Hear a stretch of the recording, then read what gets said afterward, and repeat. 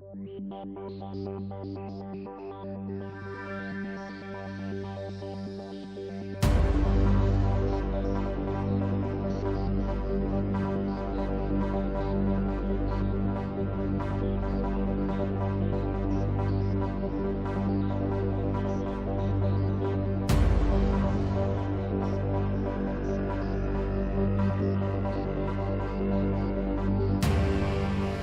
I'm Evan Pantazi. Today we're going to talk about a target from Ohan Soken's notes. It's also been referenced in Gichu Funakoshi's notes, which I don't know which one came first, but they're the same target. It's called Myojyou.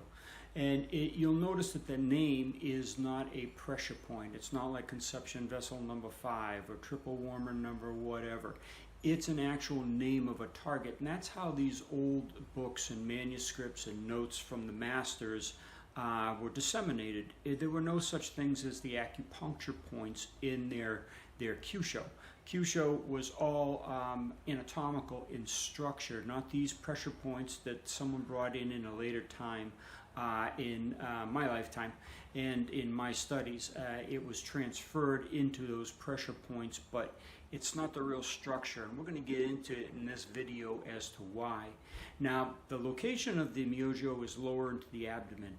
The interesting thing is that Ohan Soken stated that it could be fatal. And it could be fatal because you're shocking the nervous system through a nerve plexus. He names that it is a nerve plexus. He also says that it's causing severe circulation issues with a main artery, and that's in the body. Now, he also tells you that besides it being fatal and the different structures that you're attacking, he also tells you the weapons that you're going to be attacking with. And it's in his notes, he lists it as ken and kick. Now, ken is a fist, kempo as in fist method or fist law, and whether it's ken or kem, it doesn't matter. It's the same thing, just different dialect, different pronunciations. But the attack, the tool is placed in there. Also, it could be attacked with the blood pool hand. But you got to remember, around Ohan Soken's time and Funakoshi's time, that's when they were turning all of the 6G hands into the more muted modern karate of the empty hand compared to the China hand. And I've gone and done videos on this in the past, so I won't reiterate it right here.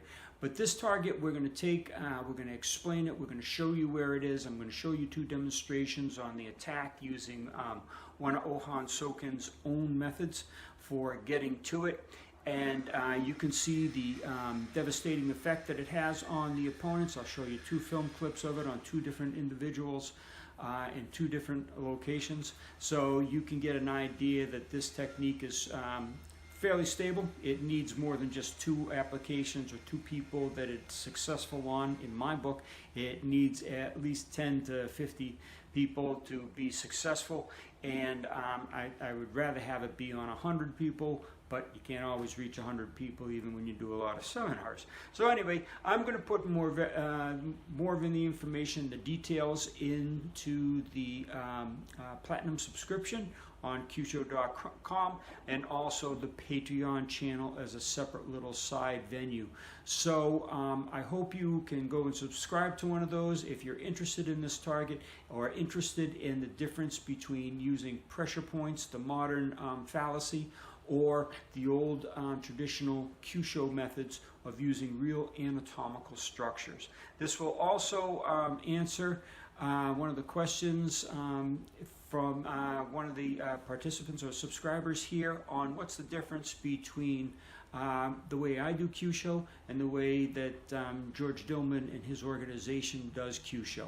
The simple answer: George Dillman and his organization use pressure points. They're not the real structures.